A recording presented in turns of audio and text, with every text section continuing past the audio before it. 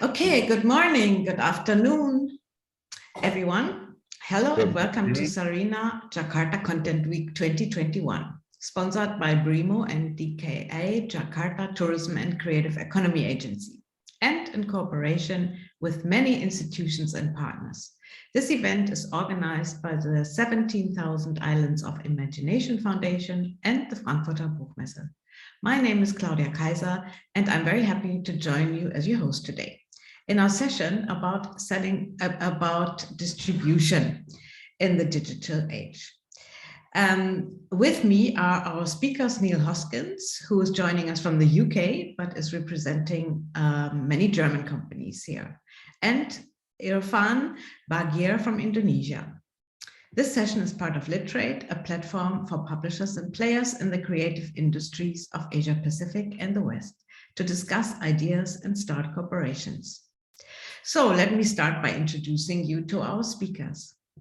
Neil Hoskins runs Winged Chariot, a content marketing consultancy, and his clients include the Tony Ungara estate, working on the artist's online content legacy, Skyship Entertainment, on their app and education strategy development, and Wonders on content marketing and publisher development. Wonders is a German company, so he works for a lot of German companies. He lives with his family in Poland, but he's joining us from the UK today. Hi, Neil. How are you? Hi. Good morning. Yeah, it's very good morning here. Yes, I'm fine. It's early. I'm pleased to join you today to talk about this somewhat mysterious topic of digital distribution, because the very word digital has been explained and discussed in publishing for many years. But I think part of our talk today is looking at some of what the pandemic's done, but also where we're going now. And I look forward to sharing some ideas from my own thoughts and from some of the clients that I work for. Thank you. Looking forward to hear your views and experiences. And from Indonesia, I'm joined by Irfan Bagir. Irfan works as the Assistant VP for Mizan Group, focusing on digital initiatives, including digital marketing and online distribution.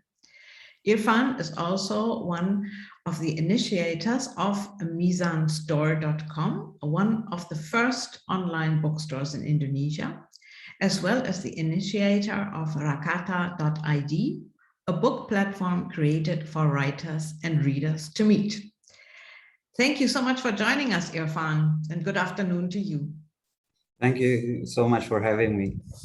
Good afternoon and good morning for you. Thank you. Great to have you. Yeah, so let me start by asking you to tell us a little bit more about the business you're in at this moment. So your companies and what you're focusing on. Would you like to start, Irfan?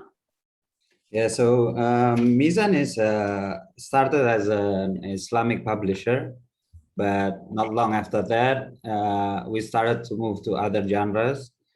So we have books in every genre right now. And we also started a production house. Mostly the movies are from books. So books going to movies. And right now we're focusing on digital contents. So how to move the physical content, physical books to digital, to your phone or to the computer, so digital content. Probably that's what I can explain a little bit about Mizan. Thank you. Yeah, sounds quite exciting. And Mizan is one of the biggest in Indonesia, right? Yeah, one of the biggest. Yeah, great. Neil, over to you. Yes, well, as you saw, I have a sort of a small handful of, well, I suppose they're hand-picked clients by me, as I'm an independent content marketing consultant. But I think today I'll be talking a lot about some of the services and clients that work with Wonderbox. Let me just share this screen here. You can see And can you see the screen here? Yes, we can. You can, okay. Sorry, I've updated my system, so I have another message on my screen. So I'm going to be talking about this company, a German company from Berlin, who provide sort of the infrastructure and the technology for people to distribute digitally via mobile apps. And they've really simplified the process by which publishers can keep on publishing, and the actual sections of the publishing that you can have are then built out in different mobile applications. So that's what I'll be talking about today. Okay. Yeah, so that sounds very exciting. And in our times where things have changed a lot. And of course, we are all still in the pandemic. And the situation before the pandemic and during the pandemic changed quite dramatically, I think, and a lot of new initiatives have been born.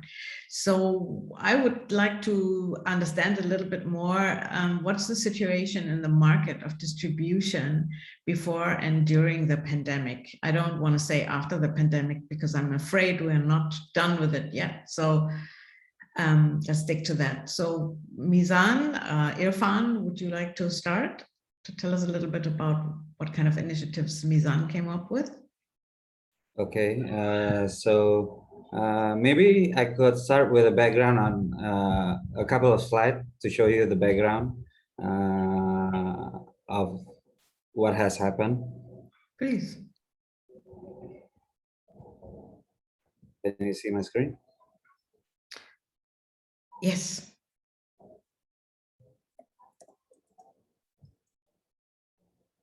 Okay. So before the pandemic, sales is dominated by offline bookstores here in Indonesia, because there's people are still enjoying buying books in offline bookstores, and new titles have more exposure since offline bookstores focus mostly on new books. So that's a good thing and a bad thing. I'll show you why. Because after the pandemic, there's a big drop in offline sales, and it's not compensated by online sales. So the copies sold per title also drops, because it's harder to reach the audience. Because usually when people go to offline stores, they want to see the books, read the see the covers and everything to understand the book more. But in online, it's harder for them to get information, to know which book. And also there's too much information, there's too much titles, so sometimes it makes them it makes it harder for them to choose a book. So we see copies sold per title drops, but older titles have more exposure, because usually in offline bookstores there's limited displays, where in online we can have how many we can have a lot of we can have all our books uploaded, and people can see even our oldest book, so they can still buy them. That's probably a little about what has changed before and during the pandemic, not after the pandemic.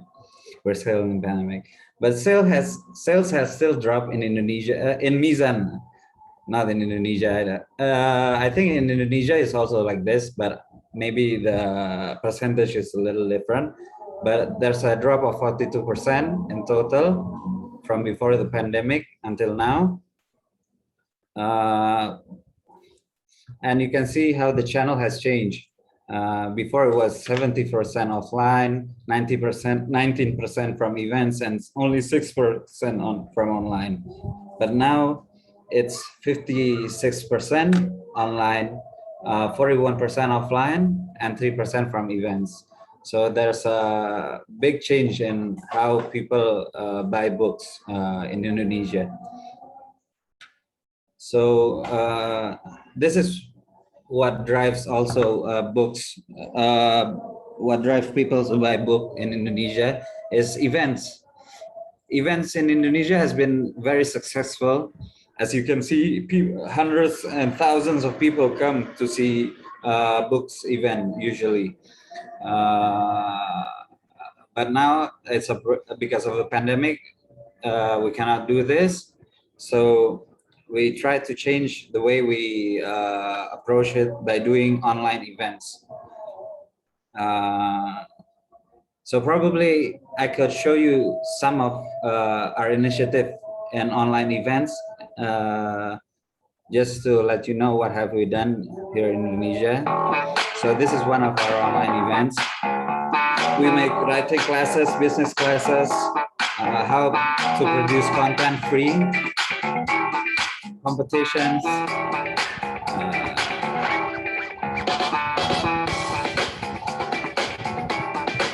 for kids, for parents, events like that, with prizes and also a book.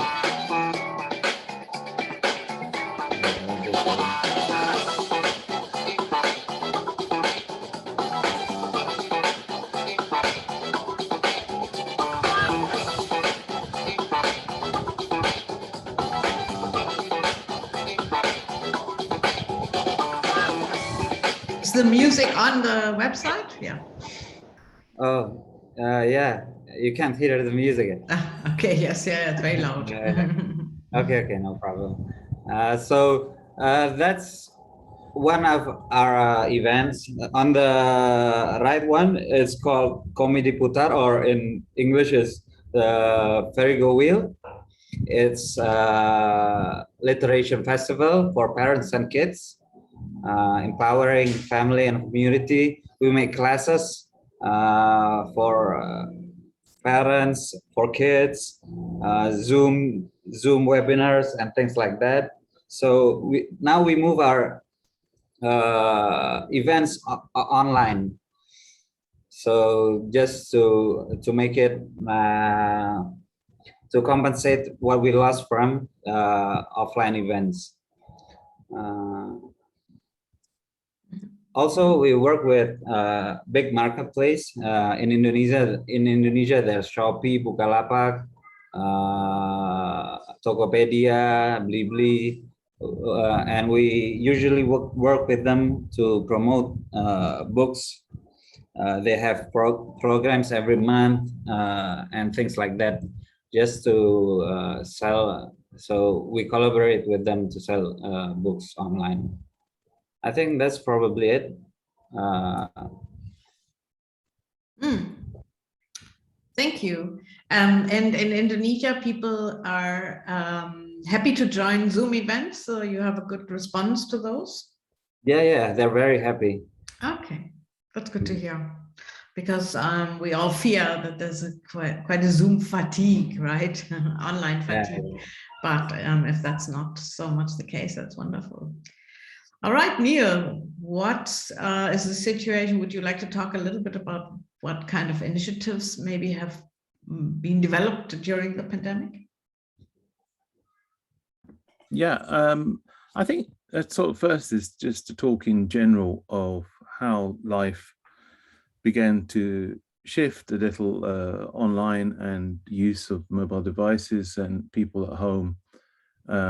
Because I think it was a real moment for technology to come back into our lives in a way where we had to learn about new tools. You say that, of course, a lot of us, for adults had to, and children had to use video services like Zoom, as we're talking today, to actually communicate together. And that also meant that children were learning online, often with schools. Sometimes very poorly. Sometimes teachers had to catch up and learn new tools as well. And it wasn't a perfect outlay of events, but publishers' materials too. Some publishers had some things online. Some publishers had some services that were linked to digital screens. And so I think what, for me, and for some of the clients I work with, was the major step was that people got to see what technology was. They got to see how apps worked. They got to see the value of subscribing and working with apps on mobile phones, because they were the ones that delivered perhaps the purest form of content, i.e. not just surfing the web and looking for websites, but actually apps that had educational value, apps that delivered content like audio and video directly to their devices. There's an interesting, I thought I'd just share it because as we're talking here as well about Indonesia, I thought I'd just share this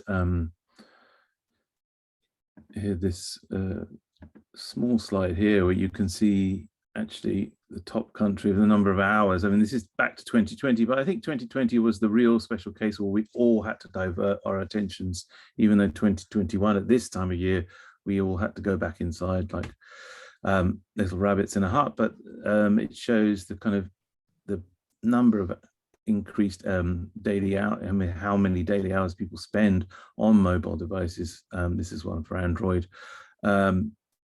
But it really shows the increase in Indonesia that is there at the top. So obviously the mobile device is already a very popular device to receive content digitally. But as you see all over the world, there were great gains and significant, although this chart is actually the total number of hours, the percentage increases at the bottom, which they aren't out from top to bottom.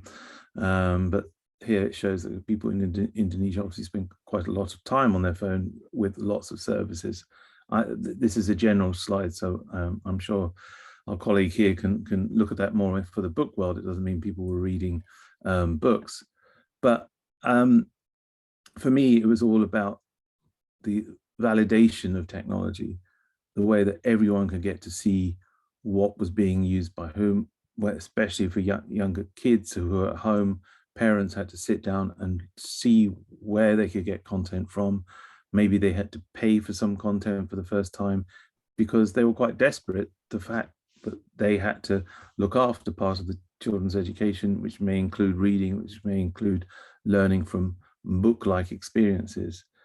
So I think that's left a whole mark in the way we live. And I think this is what has injected the pace into some of the digital distribution discussions for publishers looking for channels that they didn't have before, because they realized these channels were the most open during the pandemic to deliver people, whether it be ordering online and getting a physical book or actually having a digital service channel or some place in which people could go to and get quality content from well-known publishers. Yeah, true. And do you want to quickly show us a little bit of innovative ways of distributing content and books that have developed, or that have probably already developed before the pandemic, but have? Yeah, I mean, I think a lot of people who were players actually in the market when the pandemic hit, obviously their services became immediately used because they were up and running. I wouldn't point to a lot of services that were developed during the pandemic.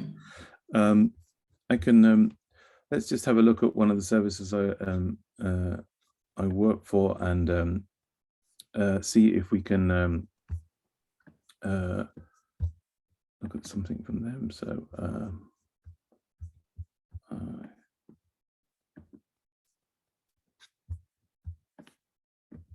share the screen here again. There we go. So I'm going to talk a little bit about Wonderbox, which is developed by a company called Wonders from Berlin. And Wonders and the Wonderbox technology was set up actually in late 2017, 2018, and their first clients came on board just before the pandemic in 2019.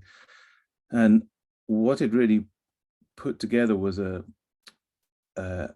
very powerful technology which allows publishers to upload content to a web interface, which is as simple as uploading content to Dropbox.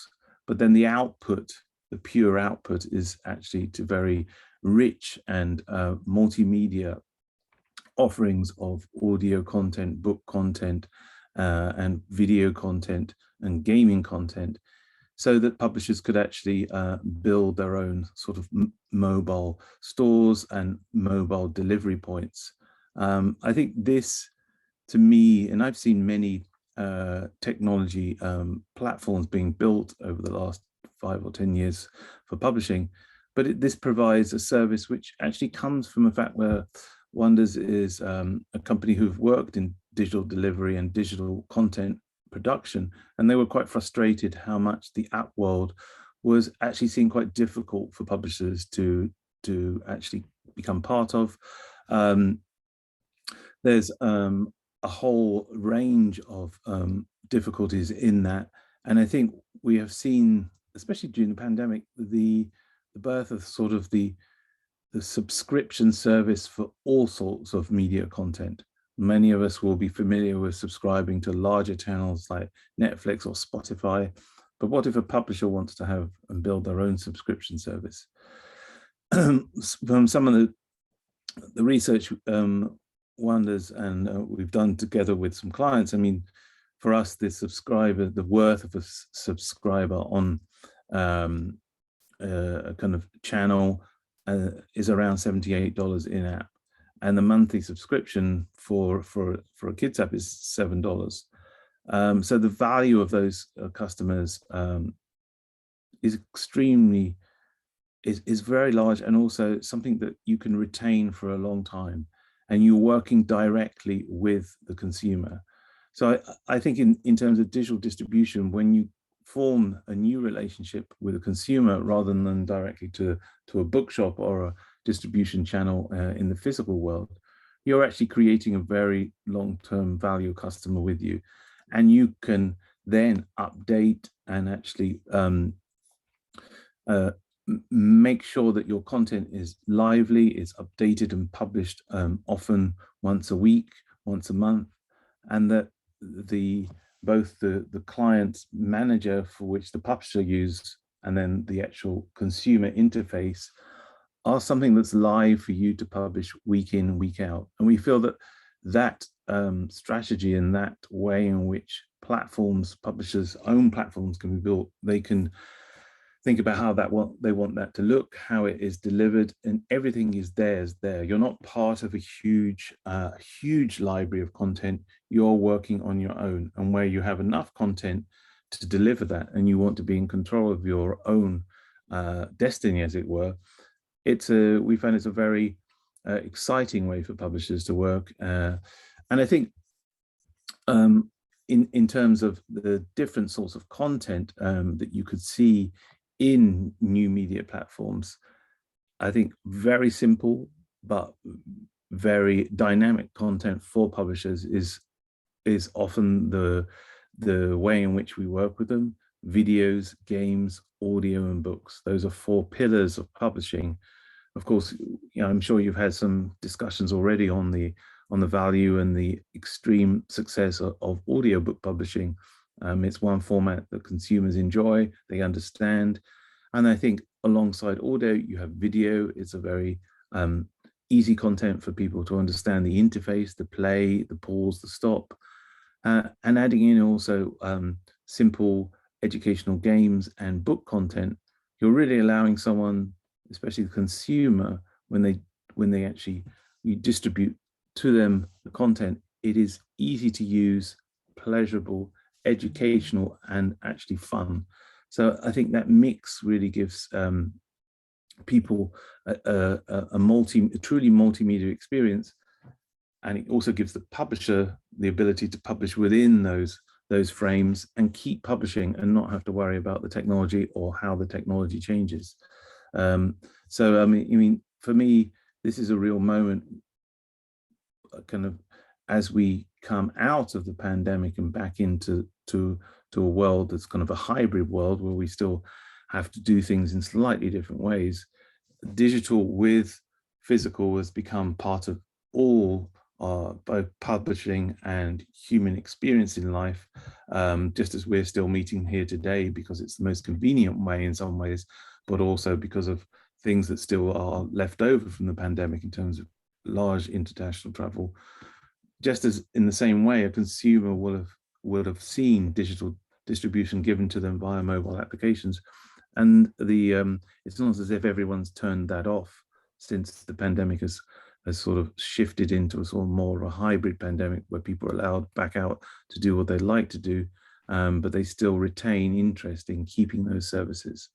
And I think only this week you saw in the publishing world announcement that the Bayard Press had bought in a large Canadian company from Montreal called Adoki, who are very successful in delivering kids content for pre-primary and kindergarten content. And those two companies combined have huge goals to actually push forward 500 million subscribers in the next few years. And they have they're very keen to progress the work that was successful during the pandemic. And what you might not know is Bayam, which is the app version of Bayard Press in France, a very traditional French publisher, was one of the most successful products they've had during the pandemic, when the French government and a lot of the schools contacted Bayard and asked them to provide nationally content to those schools. And I think it's those sort of leapfrog moments that bring us into the world now, where suddenly all the discussion about what digital means to us in our lives and to kids, to adults, suddenly there can be some real sea change moments where people decide, okay, we have to have this now, and it has to be for everyone. And so I think that's a great thing. Yeah, that sounds quite fascinating. First, I would like to ask Irfan what kind of digital delivery and distribution methods or formats Mizan has found successful. And then I would also like to understand what kind of content or what kind of books are successful in this digital format and which ones are probably not so successful. But first, over to you, Irfan. Okay, so maybe I'll start with children books. So it's a struggle in Indonesia to make parents understand that they want it or not, their kids are digital natives. So there's no way they won't go digital. So in Indonesia, selling content digitally is still hard stuff. It's still hard. We've been trying to make, we've been making application for kids since maybe 2011. But it's hard for the market to understand that. So what we do is we combine books with application, with a device, a pen, a Bluetooth pen that connects the book with the application.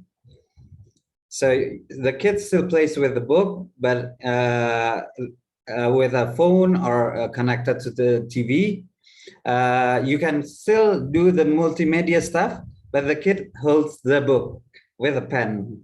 So they would press the book like this, and then the screen would change and the interaction would do something. So that's what we have. I think maybe find the middle ground here in Indonesia, because parents here in Indonesia is still not ready to give their children to make them go full digital. So that's a big problem for us here in Indonesia. But for teens in Indonesia, I think the trend is going towards digital content, ebooks, audiobook. Audiobook is not that big here in Indonesia, but it's growing. But I think right now with platforms like Wattpad is big here in Indonesia. So teens are moving to ebooks. I think very fast. So for us, I think that is what Rakata.id is. Rakata.id is a platform for ebook reading, but also for writers to write their content there. So there's books from publisher, but also user-generated content there, so people can write also there. And we also make a community there for new writers, make classes for them.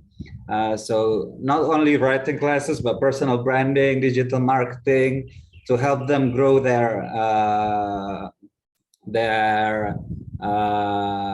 influence, so they can find readers. So I think in Indonesia, it's still a problem for digital content. I mean, at least for children's, but teens, we see more and more people are moving to digital. May I ask a question? When you say ebooks, what exactly do you mean? So books that is moved digitally, just like normal books, like if you buy books in Google Play Books or Amazon Kindle, things like that. Okay, all right, yeah, that's good. Okay, so Neil, what is from your experience, what kind of content works well in digital delivery and which probably doesn't work so well? Which content works well as a book and probably not so well in digital? Well, that's a question that's been asked for years and years, isn't it? I think everything works digitally if you think about it.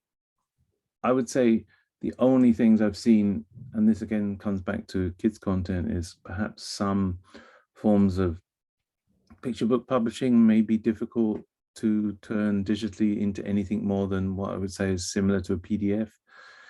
But I think the shift for me isn't about what works digitally and what doesn't. It's how do you put this all together in a viable package for people to actually subscribe or want to be part of. So rather than the experience being one book for one digital application, which many publishers tried and had some very inventive and creative ideas, because I think a lot of work was fantastic in the last 10 years in children's digital publishing, very innovative. But in terms of a return on investment for a business running forward, that didn't come off. But I think where you can now build, in some ways, libraries in the sky, I think everything is, you can get access to a whole publisher's backlist. You can see every single book that you want, whether it be an ebook format, whether it be audio, or whether if you have different sorts of multimedia short form content that includes, some publishers do have video content, they have songs, they have things like bedtime stories linked to very famous books. For example, we were just working together with Wonders, working with Carlsen Verlag on a very well, in Germany it's sort of part of German life, the Pixie book stories, which have sold millions across the years. And then how do you bring new parts to a very successful brand in book publishing? The simple answer for Carlsen was to look at audiobooks.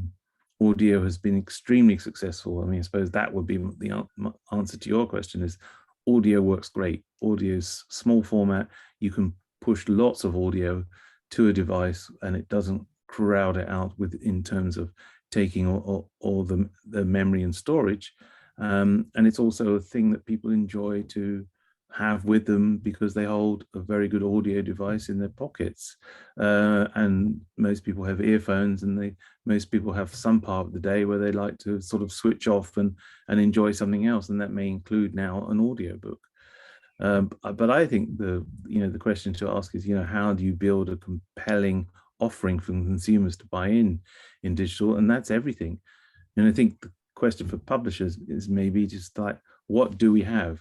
How can we think digitally about all of the content we have? Where do we want to take that? Do we have some ideas to take this both to our national and native audience, or do we want to take this out into the world, into other international markets, and do we want to expand into them and offer our content in translation, or offer our content ourselves through our store in different key languages? And where are those, what countries do we want to be in, and where we feel that we might be able to offer something new and something that's worthwhile? So I think these questions not about what works and what doesn't. It's what do we bring from our publishing house, and how do we do it? I think in terms of tools that are around, I don't have to mention Wonderbox because I think there are a number of tools. Wattpad was mentioned because it's a tool used by young people to publish their own. Wattpad also does publish stories and other media on their platforms, but I don't think you have to worry about that part. That's always there. You don't have to build your own technologies. There are lots of platforms around that will help you. And I think that's the great change that we've seen since the advent of like the mobile and digital world in, say, 2010 or so, where it became part of our everyday lives for most people. Now we're 10 years into that cycle, and devices are similar still. We look at a screen which is touchable usually and has an interface that we use with our hands. Maybe some of the is the next development or the next things for digital going to be part of us going inside the screen? Is a sort of virtual experience for publishers going to be the next thing? It looks like it will be part of business, I'm sure, whether it's people doing business together, whether, for example, even us today, if we met in 10 years time, would we be us looking at each other on the screen? I would imagine, the Jack tent in 10 years will be us, perhaps even meeting in a virtual place where we would all be working with our avatars there and having an online conference, but in person in the online world. I mean, I recently set up an office that was set with a view to the Alps and have some very nice sort of different views outside the office where you can meet clients, but it's just an experiment. It's not for publishers yet.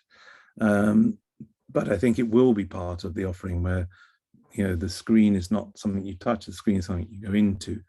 And so, there are always interesting things to look for in technology, but I think what works is thinking about how you bring all of your publisher backlist and offering, and you bring it to those people who, of course, the consumer is everything to everyone. It's so important, that relationship. So provide them what they would like. And a lot of people do like to have access to everything in a subscription format, for all of which you publish, and they decide then what they're going to read or what they're going to enjoy on their own terms. Yeah, so it's not just thinking about formats, but in packages and how to get that package across. Indonesia, what is the situation there? And at Mizan, in bringing packages to the audience and delivering it on mobile phones where the rate of digital is so high. Yeah. Turning digital so high. So right now in Indonesia, probably the one that is using a subscription service is Gramedia. They have a platform that is offering subscription for books, but still there's a problem in how the writers get the royalties and everything. So we're still finding out which way is better here in Indonesia, because as you know, maybe also Indonesia is not the reader in Indonesia is not that much book readers here in Indonesia. So we're still finding the right format here in Indonesia to approach the consumer and to make them more interested in reading books. But we've been thinking about subscription model, donations for writers, things like that, and we're trying to do that little by little, seeing how the market responds. And the payment, I mean, are people willing? I know that in Indonesia, people are, used to getting a lot of free content, especially when it's online and digital. So I expect it's quite hard to get them to actually subscribe and spend money on a digital service. Yeah, that's a big problem here in Indonesia. So not only free content, but pirated content. Indonesia has a really big problem, not only ebook and digital books, but also physical books here in Indonesia. So pirated books here is a big problem, and we're still fighting with the government and also the organization here in Indonesia to fight piracy, because it's still a big problem here in Indonesia. So we try to finish that, and also but offer things that they cannot get from pirated contents. So they will also move from pirated contents to the subscription that we offer. I think that's one advantage of having a subscription platform via mobile app is mobile apps have a very good way in which to sandbox and protect content rather than on a lot of the channels that exist on some web platforms. It's quite easy to download content and keep it. And of course, you know, channels like YouTube are essentially free. Interesting enough, one of our clients, Skyship, even though they're a very successful YouTube channel, when they came to discuss making a mobile application for their publishing their content, you know, the argument would seem that, well, if you can get it for free, why would someone pay for it? And that was quite a compelling argument to have discussed. But I think what they've seen alongside when I spoke about the value of the customer to them, of course, it's 7 times more valuable a customer on a paying subscription app than it is on a YouTube subscriber. But they've seen that channels and different channels are for different people, and the purest experience of their content, you know, no ads, and of course ads for young people are being more and more squeezed as that sort of area of marketing is almost fading away. And I think, you know, they have seen extreme success of actually bringing in new customers and their current ones onto a subscription platform and offering them the purest form of their content, which people are willing to pay for. I mean, there were some figures even, I think it was from Netflix, that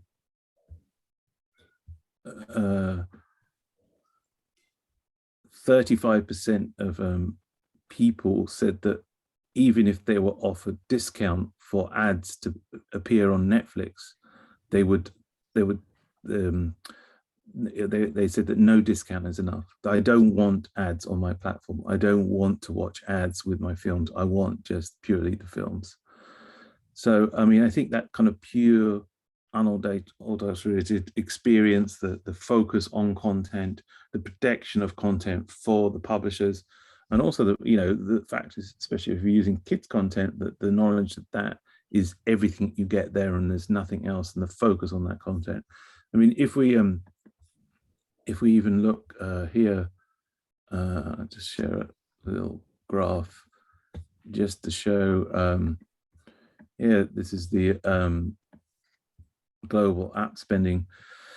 Another record year, the blue is the Apple App Store and Google Play, and you can see from 2019 till now, close to doubling figures. And so the interest and the spending on in-app purchases and subscriptions and premium apps and games, it's only rising. The people's usage and understanding of these platforms has increased.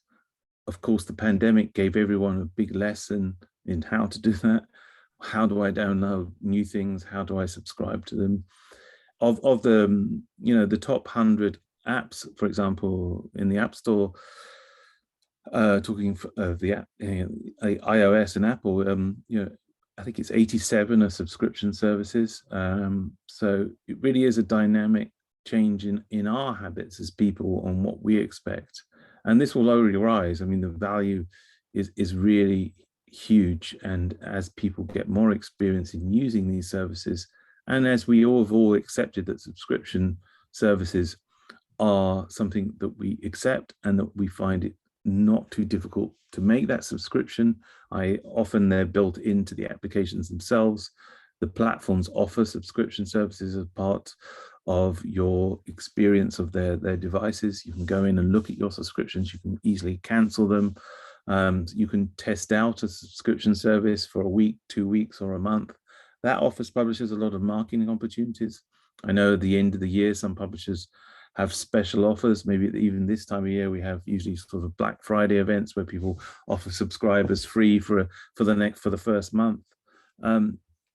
So I think, you know, those combined of marketing and the sheer pace of change that's happened quite slowly, actually, if you were to look at that chart from 2020, but since the pandemic and since that time when everyone had to learn a little bit more about how digital worked, I think the time for publishers and content creators is actually now. You know, that this is the time to think about how you want to deliver your content out into the world digitally, and how you're going to do that using services or using your own content in dynamic ways that you want to design and that you as a publisher want to give the readers and consumers that follow you. So, you know, I think it's a very healthy time for publishers, even though there were a lot of strains in the last few years.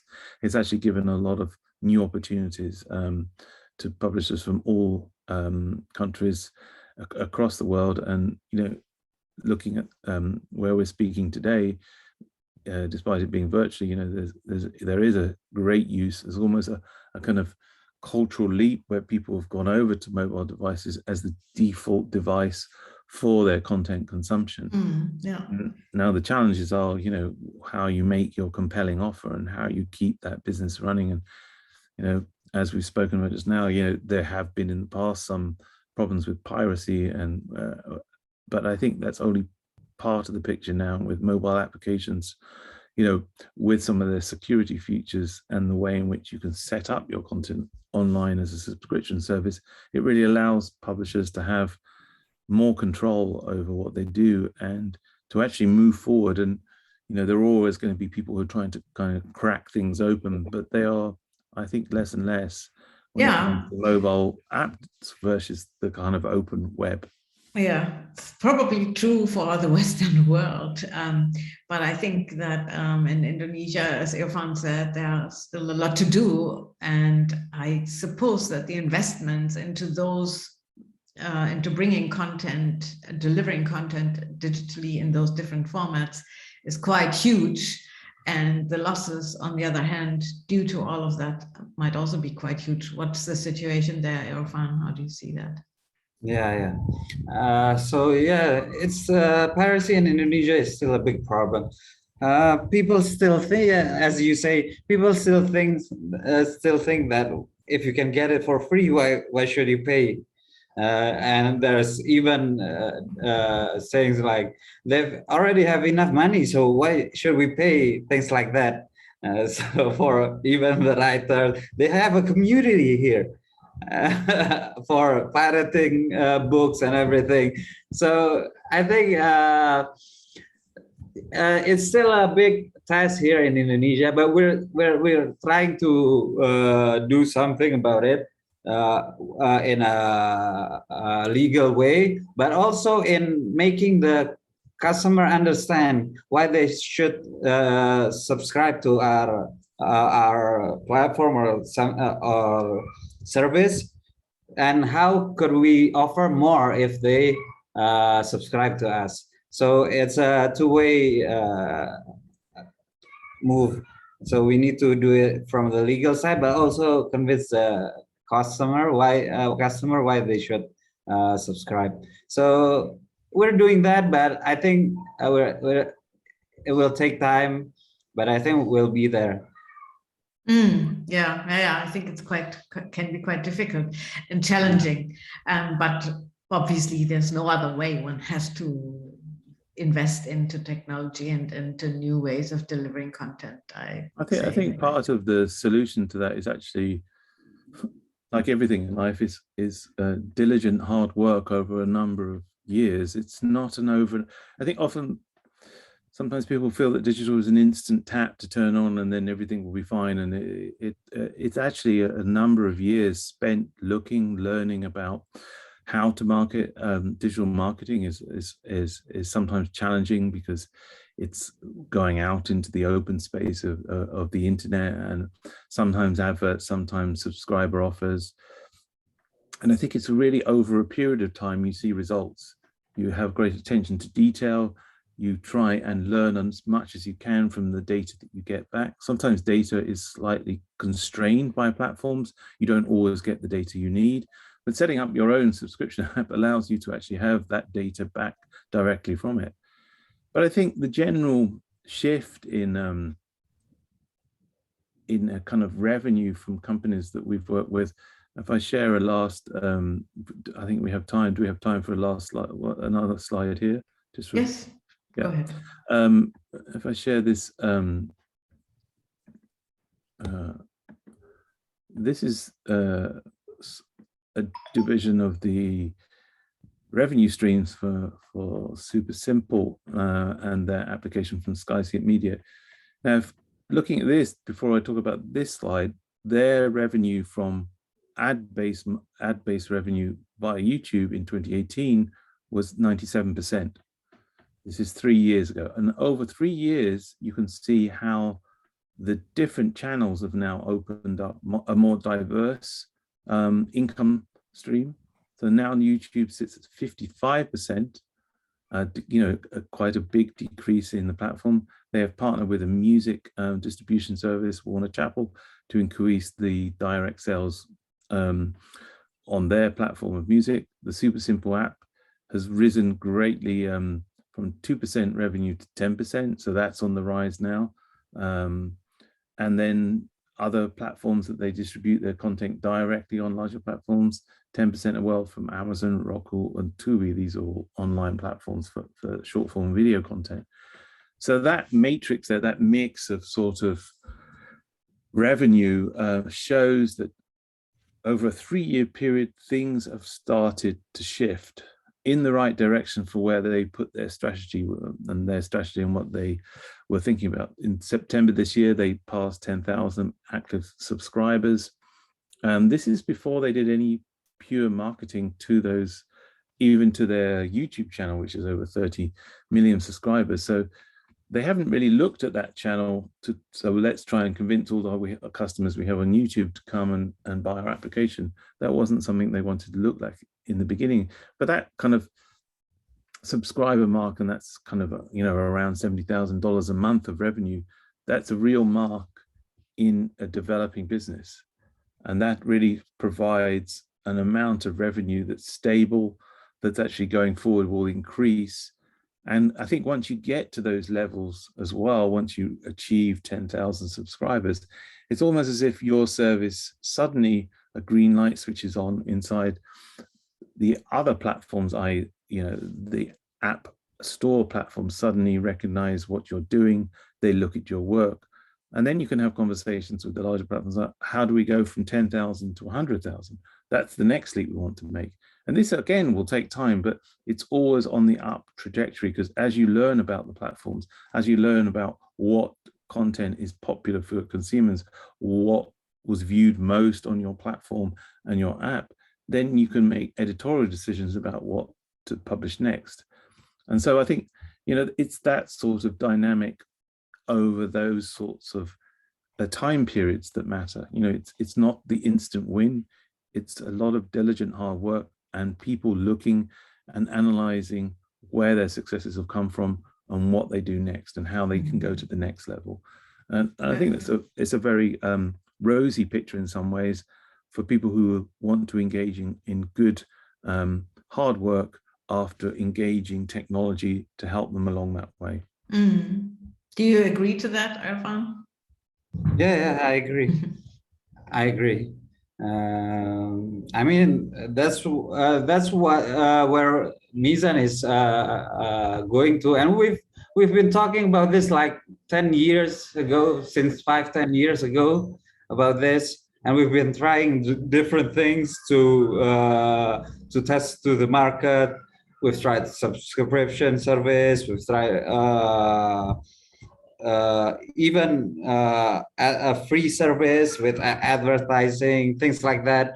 And yeah, as you say, it's a process. It's understanding and educating the market, so to make them feel it's worth it to subscribe. And I think it's a little bit different in Indonesia than in maybe in UK, in German, because the barrier for people to subscribe, I think, is higher than maybe over there. But I think the next step of digital content is 100% in subscription. We've even been talking about free content.